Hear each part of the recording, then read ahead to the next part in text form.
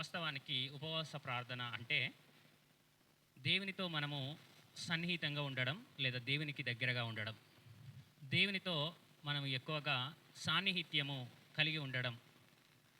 వాస్తవానికి మనం ఎవరితో ఎక్కువ సాన్నిధ్యం కలిగి ఉంటాము అంటే మనకు ఎవరైతే ఎక్కువగా ఇష్టం ఉంటారో వారితో ఎక్కువ సాన్నిధ్యం కలిగి ఉండడానికి ప్రయత్నము చేస్తూ ఉంటాం.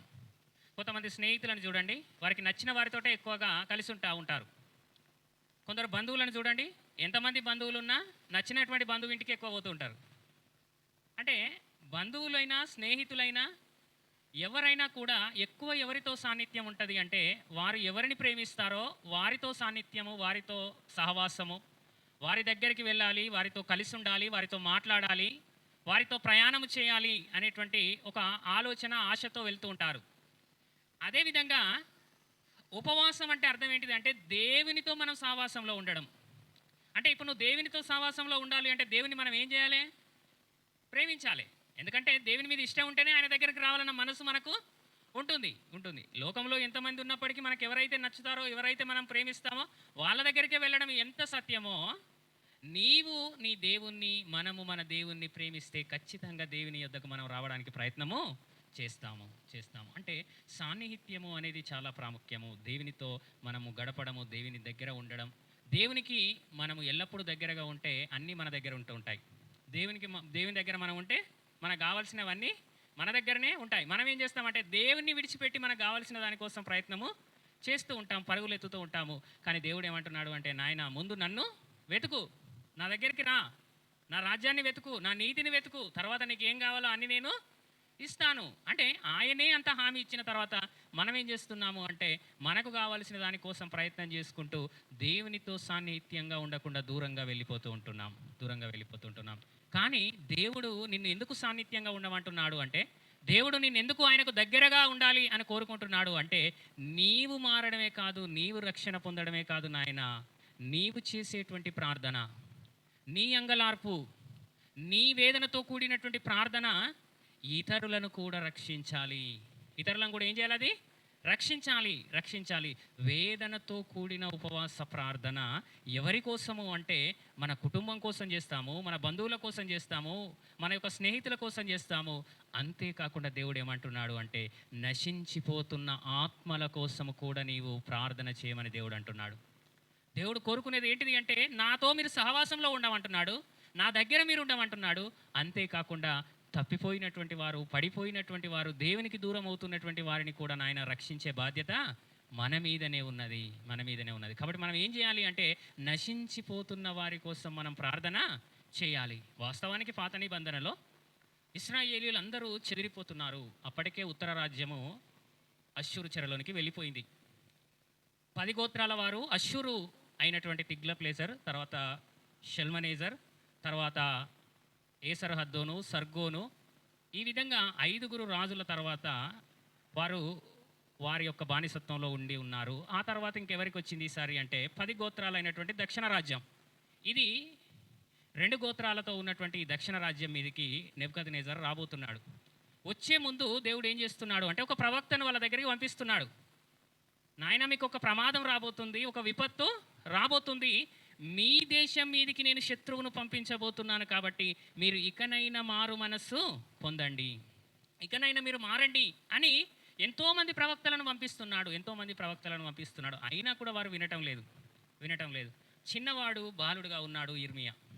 బాలుడుగా ఉన్నప్పుడు ఆయనను ఏర్పరచుకున్నాడు. చిన్నతనంలోనే, గర్భంలో ఉన్నప్పుడే నేను నిన్ను ఎరిగి తిని అనేటువంటి మాట ఇర్మియా గ్రంథం 1వ అధ్యాయం 5వ వచనంలో, ఇర్మియా గ్రంథము 1వ అధ్యాయము 5వ వచనంలో, యెహోవా వాక్కు నాకు ప్రత్యక్షమై ఇలాగు సెలవిచ్చెను, గర్భములో నిన్ను నేను రూపింపక మునుపే నిన్నెరిగి తిని, నీవు గర్భములో నుండి బయలుపడక మునుపే నేను నిన్ను ప్రతిష్ఠించి తిని, జనములకు ప్రవక్తగా నిన్ను నియమించి తిని. అంటే ప్రవక్తగా ఎప్పుడు నియమింపబడ్డాడు ఇర్మియా గారు అంటే తల్లి గర్భములో ఉన్నప్పుడే దేవుడు ఏమనుకున్నాడు అంటే నా కుమారుణ్ణి నేను ఇశ్రాయేలీలకు ప్రవక్తగా నియమించబోతున్నాను. ఎందుకు? ఇశ్రాయేలు ప్రజలు ఎవరు కూడా మంచిగా లేరు. వారి యొక్క ప్రవర్తన కూడా ఆయన ఎదుట మంచిగా లేదు. వారు ఎలాంటి వారు అని మనము ఆలోచన చేయగలిగితే 2వ అధ్యాయము 6వ వచనం 5వ వచనం కాంచెలు మనం కొన్ని వచనాలు చూడగలిగితే,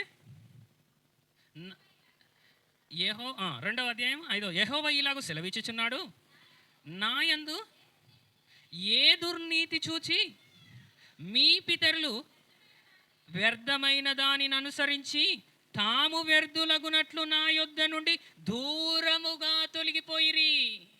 దూరం అనేటువంటి మాటను మీరు అర్థం చేసుకోండి. నాలో ఏ తప్పు ఉంది నాయన, నాలో ఏ పాపం ఉందని నన్ను విడిచిపెట్టిపోయారంటున్నాడు ఇశ్రాయేలీలతో. నేను ఎంత గొప్ప దేవుడనో మీకు తెలుసు, నా యొక్క పవర్ ఏంటో మీకు తెలుసు, నా యొక్క బలం ఏంటో, నా శక్తి ఏంటో మీకు తెలుసు. నేను ఎంత సహాయము చేసి మిమ్మల్ని ఈ యొక్క దేశానికి నడిపించానో నా బలాన్ని తెలుసుకున్నటువంటి మీరు నాలో ఏ దుర్నీతిని చూసి నాకు దూరం అయిపోయారు నాయన. వ్యర్థమైన దానిని మీరు ఎందుకు అనుసరించారు? వ్యర్థమైన దాని వైపునకు మీరు ఎందుకు వెళ్ళారు? వెళ్ళి వ్యర్థులగునట్లు నా యొద్ద నుండి దూరముగా తొలగిపోయిరి. ఉపవాసం అంటే ఆయనకు సమీపించడం కదా, కానీ ఇక్కడ ఇశ్రాయేలీయులు ఏమైపోయారట? ఆయనకు దూరం అయిపోయారా? పోనీ ఆయన ఏమైనా మిస్టేక్ చేస్తే పలానా ఆయన తప్పు చేసిండు కాబట్టి ఆయన దగ్గరికి నేను ఎందుకు పోతా అనేటువంటి ఆలోచన ఉండాలి. కానీ ఆయనలో ఏ దుర్నీతి అని ఉన్నదా? లేదు. ఆయన తప్పు చేయడానికి నరమాత్రుడు కాదు. దేవుడు అన్యాయం చేయట అసంభవం. అలాంటి దేవుణ్ణి కలిగినటువంటి ఇశ్రాయేలీయులు, అలాంటి దేవుణ్ణి కలిగినటువంటి యూదులు ఏం చేయాలి అంటే ఆయనకు సమీపముగా ఉండాల్సినటువంటి వారు ఏం చేశారట అంటే ఆయనకు దూరం అయిపోయారట. వ్యర్థమైన దానిని అనుసరించి వ్యర్థులగునట్లు. అంటే ఇప్పుడు వ్యర్థమైన దాన్ని అనుసరిస్తే చివరికి మనం ఏమైపోతాము? వ్యర్థులమైపోతాము. ఆయన అంటున్నాడు, డైరెక్ట్గా చెప్తున్నాడు, మీరు వ్యర్థులగునట్లు ఎందుకు వెళ్తున్నారు నాయన? నా యొక్క శక్తి మీకు తెలియదు అన్నాను, ఎందుకు మీరు దూరం చేసుకుంటున్నారు? నాకెందుకు మీరు దూరంగా ప్రయాణం చేస్తున్నారు? అది మీకు మంచిది కాదు అంటున్నాడు. అంతేకాకుండా ఇంకేమంటున్నాడు? ఐగుప్తు దేశములో నుండి మిమ్మును రప్పించిన యెహోవా ఎక్కడ ఉన్నాడని అరణ్యములో, అనగా ఎడారులు గోతులు గల దేశములో అనావృష్టియు గాఢాంధకారమును కలిగి ఎవరును సంచారమైనను నివాసమైనను చేయని దేశములో మమ్మును నడిపించిన యెహోవా ఎక్కడ ఉన్నాడని జనులు అడుగుటలేదు. అంటే ఆయన చేసిన మేళ్ళని ఏం చేశారు? మరిచిపోయారు.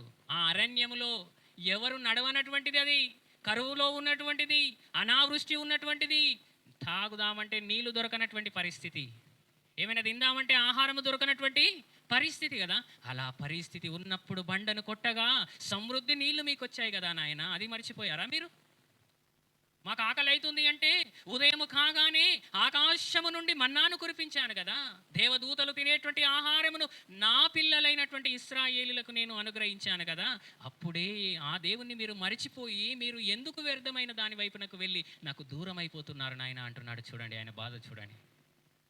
దేవునికి దూరం అయిపోతున్నారట ఇశ్రాయేలు ప్రజలు. అక్కడ ఎవరు నివాసం ఉండనటువంటి పరిస్థితి, గోతులు ఉన్నటువంటి పరిస్థితి, అనావృష్టి కరువుతో ఉన్నటువంటి పరిస్థితి. అలాంటి పరిస్థితులలో నుండి వారిని నడిపించినటువంటి దేవుణ్ణి మరిచిపోయారట. మరిచిపోయి వాళ్ళు ఏం చేస్తున్నారట? మరిచిపోయి దాని ఫలములను, శ్రేష్ఠ పదార్థములను, వారి పాపం ఏ విధంగా ఉన్నదట? 3వ అధ్యాయము చివరి వచనం 24 కూడా చదవండి. అయినను మా బాల్యము నుండి లజ్జకరమైన దేవత మా పితరుల కష్టార్జితమును, వారి గొర్రెలను, వారి పశువులను, వారి కుమారులను, వారి కుమార్తెలను మృంగివేయుచున్నది. సిగ్గు నొందిన వారమై సాగిల పడదము రండి, మనము కనబడకుండా అవమానము మనలను మరుగు చేయునుగాక. మన దేవుడైన యెహోవా మాట వినక మనము మన పితరులను మన బాల్యము నుండి నేటి వరకు మన దేవుడైన యెహోవాకు విరోధముగా పాపము చేసిన వారము. ఎప్పటి నుండి చేస్తున్నారట వారు? బాల్యము నుండి పాపం చేస్తున్నారట. బాల్యం నుండి పాపం చేస్తున్నారు. అంటే ఇక్కడ మనకు అర్థం కావాల్సినటువంటి విషయం ఏంటిది అంటే, నువ్వు దేవునికి దగ్గరగా ఉంటున్నావా, పాపము చేసి దేవునికి దూరముగా వెళుతున్నావా? ఆయనతో సహవాసం ఉండడానికి ప్రయత్నం చేస్తున్నావా, ఆయనకు వ్యతిరేకంగా వ్యర్థమైన దానిని అనుసరించి మనము కూడా వ్యర్థమయ్యేటువంటి పరిస్థితిలోనికి వెళ్తున్నామా? ఒకసారి ఆలోచన చేయాలి. ఒకవేళ నీవు ఆయనను అనుసరించి ఆయనతో సహవాసం చేసి ఆయన యుద్ధకు వస్తే ఆయన ఏమంటున్నాడు అంటే, నాయన నీవు నా యుద్ధకు వస్తున్నావు, రానటువంటి వారిని కూడా నా యుద్ధకు నీవు తీసుకొని రావాలి. ఇర్మియా గ్రంథం 9వ అధ్యాయం 1వ వచనం. ఇర్మియా గ్రంథము 9వ అధ్యాయము 1వ వచనాన్ని మనం చూడగలిగితే, నా జనులలో హతమైన వారిని గూర్చి నేను దీవారాత్రము కన్నీరు విడిచున్నట్లు నా తల జలమయముగాను నా కన్ను కన్నీళ్ళ ఊటగాను వండునుగాక, వండునుగాక. అంటే ఇప్పుడు ఈయన బాధ అంతా ఎవరి మీద ఉన్నది? ఇర్మియా గారి బాధ అంతా నా జనులలో హతమైన వారిని గూర్చి. అంటే మన బాధ అంతా, మన కన్నీటి ప్రార్థన, మన రోదన ధ్వని ఎవరి కోసం ఉండాలి అంటే తప్పిపోతున్న వారి కోసం, హతమైపోతున్నటువంటి వారి కోసం, ఇంకా రక్షణ లేకుండా ఇంకా లోకములో ఉన్నటువంటి వారిని రక్షించాలనేటువంటి ఆలోచనతో మనము ఈ ఉపవాస ప్రార్థనలో కూర్చోవాలి. ఉపవాస ప్రార్థన చేయించేటప్పుడు మనం కూడా ఏమంటాము అంటే రక్షణ లేనటువంటి వారి కోసము కూడా మీ ప్రార్థనలో జ్ఞాపకం చేసుకోండి అని మనం ప్రార్థన అంశంగా పెడుతున్నాము. అంటే మనకు ఉన్నటువంటి ఆలోచన ఏంటి అంటే ఇతరులు కూడా రక్షింపబడాలి, ఇతరులు కూడా ఏం కావాలి? రక్షింపబడాలి. ఒకనాడు ఇర్మియాకు ఉన్నటువంటి ఆలోచన, దేవుడు ఆయనను ప్రవక్తగా ఎన్నుకున్నాడు. ప్రవక్తగా ఎన్నుకున్న తర్వాత ఇర్మియా గారు చేస్తున్నటువంటి ప్రార్థన ఏంటిది అంటే నా జనులలో హతమైన వారి గూర్చి నాకేమున్నది అంటే బాధ ఉంది అంటున్నాడు. ఎలాంటి బాధ అట అది? అతని తల ఏ విధంగా ఉందట? జలమయము. జలమయము అంటే కన్నీళ్లతో నిండిపోయింది. అంటే ఆయన బాధపడుతున్నాడు అంటే ఆయన యొక్క కంటి నిండా నీళ్ళే వస్తున్నాయి. కంటి నిండా ఏమొస్తున్నాయి? నీళ్ళే వస్తున్నాయి. అదే అంటున్నాడు, నా యొక్క తల ఏ విధంగా ఉందట? జలమయముగాను, నా కన్ను కన్నీళ్ళ ఊటగాను ఉన్నది ఉన్నది ఉండునుగాక అని ప్రార్థన చేస్తున్నాడు. అంటే ఇక్కడ ఇర్మియా గారు చేసినటువంటి ప్రార్థన ఏంటి అని మనం ఆలోచన చేస్తే నశించిపోతున్నటువంటి వారి కోసము ఆయన చేస్తున్నటువంటి ప్రార్థన. పాపములో ఉన్నటువంటి వారు, అపరాధములలో ఉన్నటువంటి వారు, అనేకులు దేవునికి దూరంగా ఉన్నటువంటి పరిస్థితి, ఆ సమాజాన్ని చూసి ఆయన ఏం చేస్తున్నాడు అంటే ప్రార్థన చేస్తున్నాడు, ప్రార్థన చేస్తున్నాడు. అంతేకాకుండా ఇంకేం చేస్తున్నాడు? 10వ వచనం 9వ అధ్యాయం 10వ వచనం. పర్వతముల విషయమై రోదనమును అంగలార్పును చేయుదును, అరణ్యములోని మా మేఘ స్థలములను బట్టి విలాపము చేయుదును, అవి పాడయను, సంచారము చేయువాడు ఎవడునూ లేడు, పశువుల అరుపులను వినబడవు, ఆకాశ పక్షులను జంతువులను పారిపోయున్నవి, అవి తొలగిపోయున్నవి. యెరూషలేము పాడు దిబ్బలుగాను నక్కలకు చోటుగాను నేను చేయుచున్నాను, యూదా పట్టణములు నివాసి లేని పాడు స్థలముగా చేయుచున్నాను. ఈ సంగతిని గ్రహింపగల జ్ఞాని ఎవడు? దానిని వాడు తెలియజేయునట్లు యెహోవా నోటి మాట ఎవనికి వచ్చెను? ఎవడునూ సంచరింపకుండా ఆ దేశము ఎడారి వలె ఎలా కాలిపోయి పాడైపోయాను. అంటే దేశం మొత్తం ఏమైపోయింది అంటే పాడైపోతుంది. యెరూషలేము మొత్తం నిర్జీవమైపోయింది. అందులో పశువులు లేవు, జంతువులు లేవు, అందులో నివసించడానికి ఎవరు లేరు. ఎందుకు అంటే వారు దేవునికి దూరం అయిపోయారు. ఎవరికి దూరం అయిపోయారు? దేవునికి దూరం అయిపోయారు. దేవుని విడిచిపెట్టారు. దేవునితో సవాసం ఉండాల్సినటువంటి వారు, దేవుడు తనకు తండ్రిగా, వారు తన ప్రజలుగా ఉండాల్సినటువంటి ఇశ్రాయేలీలు ఆయనకు దూరం అయిపోతే ఆయన అంటున్నాడు, ప్రవక్త విలపిస్తున్నాడు, ఏడుస్తున్నాడు, రోదనం చేస్తున్నాడు, అయ్యో చనిపోయినటువంటి నా జనమును గూర్చి నేను అంగలారుస్తున్నాను అంటున్నాడు. ఇంకేమంటున్నాడు ఒకసారి మనము ముందు అధ్యాయాల్లో చూడగలిగితే 4వ అధ్యాయం 19వ వచనంలో నా కడుపు నా అంతరంగంలో నాకెంతో వేదనగా ఉన్నది. అంటే మన భాషలో చెప్పాలి అంటే అప్పుడప్పుడు అంటుండగా కడుపు తరక్కపోయింది అంటాం తెలంగాణలో అయితే కదా. ఏదైనా బాధ కలిగింది అనుకోండి, ఏదైనా ఘోరమైనటువంటిది ఏదైనా జరిగింది అనుకోండి, అప్పుడు ఏ విధంగా ఏడుస్తారు అంటే వారి ప్రాణం పోయేంతగా, వారి కడుపులో ఉన్నటువంటిది అంతా కూడా బయటికి కక్కివేసేంతగా, వారు కడుపు పోయేంతగా ఏడుస్తూ ఉంటారు, బాధపడుతూ ఉంటారు. కానీ ఇక్కడ ఇర్మియా గారికి ఏం బాధ చెప్పండి? ఇర్మియా గారికి ఏమైనా బాధ ఉందా? ఆయన కుటుంబం కోసం కదైనా బాధ, ఆయన ఇంటి వారి కోసం కదైనా బాధ. తన ప్రజలైనటువంటి ఇశ్రాయేలు దేవుని ప్రజలు, నన్ను దేవుడు ప్రవక్తగా నియమించుకున్నాడు కాబట్టి నా ప్రజలు నాశనం అయిపోవుట నాకు ఇష్టము లేదు. ఈరోజు మనం ప్రార్థన చేయాలి అంటే మన గ్రామంలో కూడా ఎంతమంది నశించిపోతున్నారు, ఎంతమంది యేసుక్రీస్తు రక్షణ లేకుండా ఈ లోకాన్ని విడిచిపెట్టి వెళ్ళిపోతున్నారు. వారి కోసం మనము అంగలార్చాలి. నా కడుపు అని ఏం చేస్తున్నాడట ఆయన? నా అంతరంగములో నాకెంతో వేదనగా ఉంది, నా గుండె నరములు నా గుండె కొట్టుకొనుచున్నది, తాళలేను. నా ప్రాణమా బాకానాదము వినబడుచున్నది కదా, యుద్ధ ఘోష నీకు వినబడుచున్నది కదా. కీడు వెంట కీడు వచ్చుచున్నది, దేశమంతయు దోచుకొనబడుచున్నది. నా గుడారములు హఠాత్తుగాను నిమిషములో నా డేరా తెరలు దోచుకొనబడి ఉన్నవి. నేనెన్నాళ్ళు ధ్వజమును చూచుచుండవలెను, భూరధ్వని నేనెన్నాళ్ళు వినుచుండవలెను. నా జనులు అవివేకులు, వారు నన్ను ఎరుగరు ఎరుగరు. ఆయన ఎంత బాధపడుతున్నాడో చూడండి. ఆయన గుండె, ఆయన నరాలు, ఆయన శరీరము, ఆయన అవయవాలన్నీ కూడా బాధతో, వేదనతో అంగలారుస్తున్నాడు, ప్రాణం పోయేంతగా ఏడుస్తున్నాడు. అది రోదనతో కూడినటువంటి ప్రార్థన, రోదనతో చేసినటువంటి ప్రార్థన. ఇర్మియా గారు ఏం చేస్తున్నారు? నా గుండె, నా నరాలన్నీ పోతున్నాయి, అయినా కూడా అవివేకులైన నా పిల్లలు, నా ప్రజలు, దేవుని ప్రజలు, నేను ఈ ప్రవక్తగా ఉన్నాను, అయినా కూడా వారు మన మాట వినటము లేదు అని ఆయన ఏం చేస్తున్నాడు అంటే అంగలారుస్తున్నాడు. పోనీ ఈయనొక్కడే ఏడిస్తే మారతలేరు చాలామంది. ఈయనొక్కడే ఏడిస్తే ఏం చేస్తలేరు? మారతలేరు. మారకుంటే ఏం చెప్తున్నాడు? ఒకసారి 9వ అధ్యాయం 22వ వచనం చదవండి. ఇర్మియా గ్రంథము 9వ అధ్యాయము 22వ వచనంలో 17 చదువురా ముందుగల. సైన్యములకు అధిపతియగు ఇశ్రాయేలు దేవుడగు యెహోవా ఈలాగు సెలవిచ్చుచున్నాడు. 9:17 రా. సైన్యములకు అధిపతియగు యెహోవా ఈలాగు సెలవిచ్చుచున్నాడు, ఆలోచింపుడి, రోదనము చేయు స్త్రీలను కనుగొనుడి, వారిని పిలువనంపుడి. ఈయన ఏడిస్తే ఎవరు మారతలేరు అనుకున్నాడు ఏమో, ఇప్పుడు ఎవరిని పిలువమంటున్నాడు? ఏడ్చే స్త్రీలను, రోదనము చేసేటువంటి స్త్రీలను పిలువండి. ఎందుకంటే ఎంత ఏడ్చినా కానీ ఆడవాళ్ళంతా మగవాళ్ళు ఏడవరు, ఆడవాళ్ళు మంచిగా ఏడుస్తారు కదా. అందుకే ఈయన ఎంత ఏడ్చినా కానీ వాళ్ళు అర్థం చేసుకుంటలేరని ఇప్పుడు ఏం చేస్తున్నాడు అంటే రోదనము చేసేటువంటి స్త్రీలను పిలువండి. అందులో ఇంకెలాంటి వాళ్ళని పిలవాలట? తెలివిగల స్త్రీలను కనుగొనుడి, వారిని పిలువనంపుడి. అంటే తెలివి కలిగినటువంటి స్త్రీ ఏం చేస్తుంది అంటే నశించిపోయేటువంటి ఆత్మల కోసం అంగలార్పు చేస్తుంది. అదే తెలివి తక్కువ వాళ్ళైతే మాకెందుకులే పక్కింటి వాళ్ళు పోతే కదా, మాకెందుకులే ఎదురింటి వాళ్ళు పోతే, వాళ్ళు మాతో గొడవ పెట్టుకున్నారు, వాళ్ళు దేవుని నమ్ముకోకుంటేనే మంచిది అనేటువంటి ఆలోచనలో ఉంటారు. కానీ తెలివి కలిగినటువంటి, జ్ఞానం కలిగినటువంటి స్త్రీలు ఏం చేస్తారట అంటే అంగలారుస్తారట, ఏడుస్తారట. అందుకే అంటున్నాడు, తెలివి గల స్త్రీలను కనుగొనుడి, వారిని పిలువనంపుడి, మన కన్నులు కన్నీళ్లు విడిచినట్లుగాను, మన కనురెప్పల నుండి నీళ్లు ఒలుకున్నట్లుగాను వారు త్వరపడి మనకు రోదన ధ్వని చేయవలెను. వాళ్ళు ఏడుస్తుంటేనే పక్కలకు కూడా ఏడుపు రావాలి, ఆ విధంగా ఏడ్చేటోళ్ళని పట్టుకురమ్మంటున్నాడు ఆయన. అప్పుడప్పుడు చూడండి, ఎవరైనా చనిపోయారు అనుకోండి, వాళ్ళ ఇంట్లో ఉన్న ఆడపిల్ల వచ్చి ఏడిస్తే చాలామంది ఏడుస్తారు కదా. కొడుకులు ఏడిచినా ఎవడు పట్టించుకోడు, మనవాడు ఏడిచినా ఎవడు పట్టించుకోడు. కానీ వాళ్ళ ఇంట్లో వాళ్ళ కడుపున పుట్టినటువంటి బిడ్డనో లేకుంటే వాళ్ళ చెల్లెనో ఎవరో ఉంటారు కదా, వాళ్ళ యొక్క ఆడపిల్లలు వచ్చి, ఆడపడుచులు వచ్చి ఏడిస్తే మాత్రము అందరూ అక్కడ ఉన్నటువంటి వారు ఏం చేస్తారు? ఏడుస్తారు. ఇక్కడ కూడా అదే అంటున్నాడు, వారు ఏడిస్తే పక్కన ఉన్న వాళ్ళు కూడా ఏం చేయాలట? ఏడవాలి. అదే అంటున్నాడు, మన కనురెప్పల నుండి నీళ్లు ఒలుకున్నట్లుగాను వారు త్వరపడి మనకు రోదన ధ్వని చేయవలెను.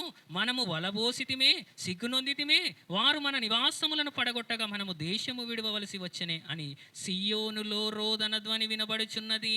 స్త్రీలారా యెహోవా మాట వినుడి, మీరు చెవియొగ్గి ఆయన నోటి మాట ఆలకించుడి. మీ కుమార్తెలకు రోదనము చేయ నేర్పుడి, ఒకరికొకరు అంగలార్పు విద్య నేర్పండి. ఒకరికొకరు ఏ విద్య నేర్పాలట? ఏడ్చే విద్య నేర్పాలి. ఇప్పుడు మనం ఏం నేర్పిస్తాము? స్కూల్లో జాయిన్ చేసినామంటే చదువు, ఏ ఫర్ యాపిల్ రావాలరా, బి ఫర్ బాల్ రావాలరా, ఇవి నేర్పిస్తాము.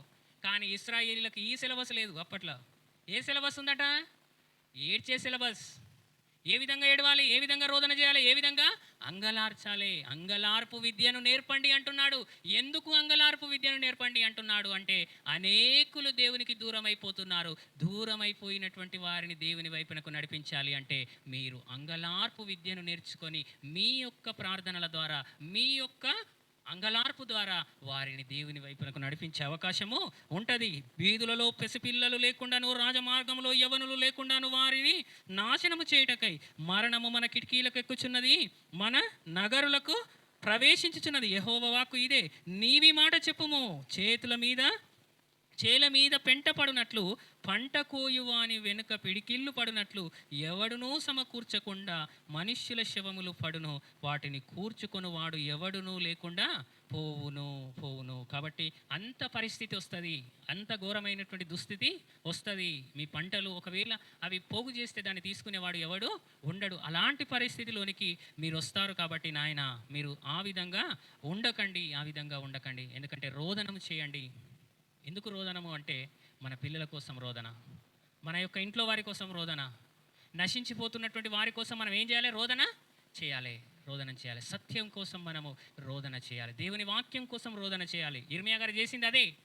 నా కడుపు మండుతుంది అంటున్నాడు అంటే, నా గుండె నా నరములన్నీ కూడా వలపోస్తున్నాయి అని ఏడుస్తున్నాడు అంటే, ఆయన దేనికోసము అంటే ప్రజలందరూ నశించిపోతున్నారు. ఈరోజు కూడా అనేకులు నశించిపోతున్నారు. మనం ఉపవాస ప్రార్థనలో ఉండి ఏం చేయాలి అంటే వారి కోసం ప్రార్థన చేయాలి. అంగలార్పు ప్రార్థన. ఇది ఎలాంటిదంటే వేదనతో కూడినటువంటి ప్రార్థన. ఎలాంటి ప్రార్థన ఇది? వేదనతో కూడినటువంటి ప్రార్థన. ఈ ప్రార్థన ఎప్పుడైతే మనం చేస్తామో దీనికి చక్కగా కూడా జవాబు వస్తూ ఉంటుంది. మీ అందరికీ తెలుసు, ఎన్నోసార్లు మనం చెప్పుకున్నాము అన్నా చేసిన ప్రార్థన. ఎలాంటి ప్రార్థన అది?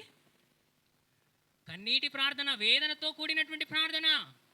ఎంత వేదనతో కూడినటువంటి ప్రార్థన అంటే, ఏటేట షీలోహులో ఉన్నటువంటి దేవుని మందిరానికి వెళుతుంది, అక్కడ ప్రార్థన చేస్తుంది, మరలా వస్తుంది, వెళుతుంది, ప్రార్థన చేస్తుంది. రామా నుంచి షీలోహు పట్టణానికి వెళ్ళి ప్రార్థన చేస్తుంది, మరలా తిరిగి వస్తుంది. ప్రతి సంవత్సరం వస్తుంది. ఒక రోజు అయితే ఎలా ఏడుస్తుంది అని మనము చూడగలిగితే, సమూయేలు మొదటి గ్రంథం ముగించుకుందాం. సమూయేలు మొదటి గ్రంథం 1వ అధ్యాయము. సమూయేలు మొదటి గ్రంథం 1వ అధ్యాయము 9వ వచనం. వారు షీలోహులో అన్నపానములు పుచ్చుకొనిన తర్వాత అన్నా లేచి యాజకుడైన ఏలి ముందర స్తంభము దగ్గరనున్న ఆసనము మీద కూర్చొని ఉండగా బహుదుఃఖక్రాంతురాలై వచ్చి అంటే వచ్చేసరికి ఏ విధంగా వస్తుంది? ఆమె ఏడ్చుకుంటూనే వస్తుంది. ఆయన అక్కడ కూర్చొని ఉన్నాడు, యాజకుడు కదా, ఏలి యాజకుడు అక్కడ ఉన్నాడు. ఆమె వచ్చేటప్పుడు ఏ విధంగా వస్తుంది అంటే ఏడ్చుకుంటూ వస్తుంది. ఎందుకు ఏడ్చుకుంటూ వస్తుంది అంటే, ఎన్నో సంవత్సరాలుగా పెళ్ళైంది కానీ పిల్లలు కలగడం లేదు. కాబట్టి బహుదుఃఖాక్రాంతురాలై వచ్చి యెహోవా సన్నిధిని ప్రార్థన చేయుచు బహుగా ఏడ్చుచు. ఏ విధంగా ఏడుస్తుందట? బహుగా ఏడ్చుచుంది. ఆమె ఏం నేర్చుకుంది అంటే, ఆమె అంగలార్పు ప్రార్థన నేర్చుకుంది అన్న. రోదన ధ్వని నేర్చుకుంది. ఏ విధంగా రోదనతో తండ్రికి మొరపెట్టుకోవాలో తెలుసుకుంది. ఆయన నా ప్రార్థన వినాలి అంటే నేను ఆయన సన్నిధిలో బహు దుఃఖాక్రాంతురాలుగా ఉండాలి, ఏడవాలి. ఎవరి కోసము అంటే, నాకు పిల్లలు కావాలి, నాకు అవమానం ఉన్నది. తన యొక్క ఆయన యొక్క భర్తకి 2 భార్యలు, అందులో పెద్ద ఆమెకు మంచిగా పిల్లలు అవుతున్నారు, ఒక ఈమెకు మాత్రం పిల్లలు కావటం లేదు. ఆమె ఏం చేస్తుందంటే హేళన చేస్తుంటే దేవుని సన్నిధికి వచ్చి ఆమె ఏడుస్తుంది. బహుగా ఏం చేసిందట? ఏడ్చుచుండెను. ఏడ్చి ఏం చేస్తుంది? సైన్యములకు అధిపతి యెహోవా, నీ సేవకురాలనైన నాకు కలిగి ఉన్న శ్రమను చూచి నీ సేవకురాలైన నన్ను మరొక జ్ఞాపకము చేసుకొని. ఎంతగా బాధపడుతుందో చూడండి, ఎంతగా ప్రాధేయపడుతుందో చూడండి. అయ్యా, నీ సేవకురాలైన నన్ను మర్చిపోకు. నేను శ్రమలో ఉన్నాను, కష్టాల్లో ఉన్నాను, బాధలో ఉన్నాను. నీ ఎదుట నా హృదయమును నేను కుమ్మరిస్తున్నాను. బహుదుఃఖాక్రాంతురాలుగా వేదనతో కూడినటువంటి ఏడుపుతో ఆమె ఆయన దగ్గరికి ఉన్నది. అప్పుడు యెహోవా ఏం చేశాడట? ఆమెను జ్ఞాపకం చేసుకున్నాడు.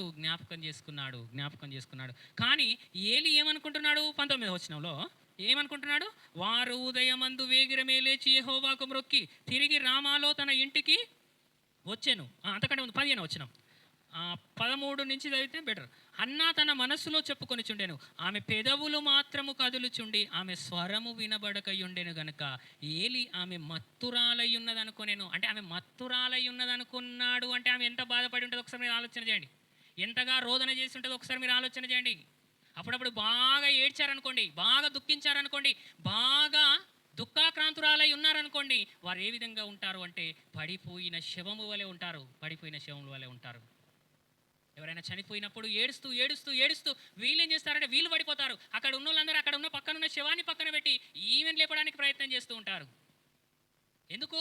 ఆమెలో ఉన్నటువంటి వేదన, రోదన, ఆ బాధ ఏం చేస్తుంది అంటే ఆమెను బహుదుఃఖాక్రాంతురాలుగా చేసి ఆమెను పడిపోయేంతగా చేస్తుంది. ఇక్కడ ఏలి కూడా ఏమనుకున్నాడు అంటే ఆమె మత్తురాలై ఉన్నదనుకున్నాడు. ఎంతవరకు నీవు మత్తురాలవై ఉందువో నీ ద్రాక్షారసము నీ యొద్ద తీసివేయమని చెప్పగా, అన్నాది కాదు నా ఏలినవాడా, నేను మనోదుఃఖము గలదాననై ఉన్నాను. ఏ దుఃఖం అది? మనోదుఃఖం. బయటికి ఏడ్చేటువంటి దుఃఖం కాదది. బయటికి ఏదో నలుగురు చూడాలని రాల్చే కన్నీళ్లు కావవి. దేవుని సన్నిధిని మోకరించి ఆమె చేస్తున్నటువంటి ప్రార్థన రోదనతో కూడినటువంటి ప్రార్థన, మనోదుఃఖము కలిగినటువంటి ప్రార్థన.